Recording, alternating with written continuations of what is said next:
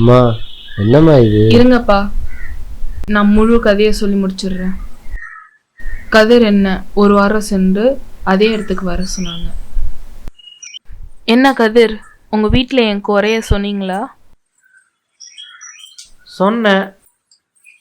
அம்மா அக்காவும் கொஞ்சம் வருத்தப்பட்டாங்க.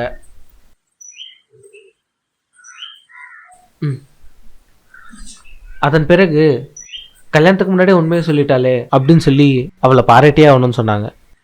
எங்கள் அம்மா செல்வி தாண்டா என் மருமவ, எங்கள் அக்கா உன்னை தவிர வேற எந்த பொண்ணையும் கல்யாணம் பண்ணாதான்னு சொல்லிட்டான்.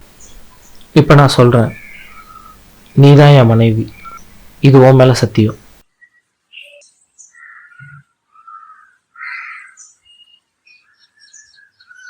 கதிர், நம்மளுக்கு குழந்தைலாம் இல்லைன்னு வருத்தப்படாதீங்க.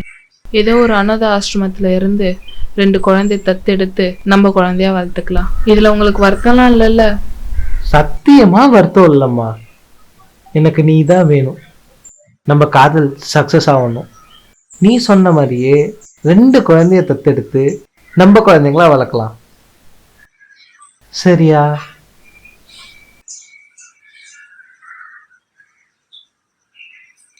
இல்ல இல்ல இல்ல, அவ என்கிட்ட இந்த செய்தியை சொல்லவே இல்ல. தம்பி என்கிட்டயே அந்த விஷயத்தை பத்தி சொல்லவே இல்ல.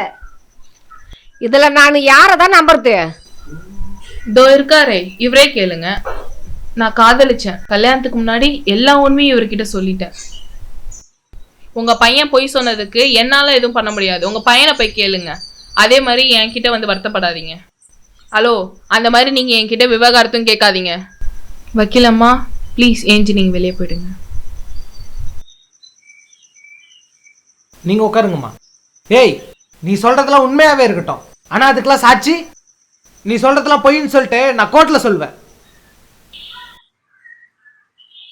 உன் பார்வைலாம் என்ன ஒன்றும் செய்யாதிரி. உனக்கு குழந்தை பிறக்காது எனக்கு தான் சாதகம். நீ எனக்கு டிவோர்ஸ் கொடுத்துதான் ஆகணும். இல்லைனா உன்னை கண்டது சொல்லி கோர்ட்ல நார் அடிச்சிருவேன்.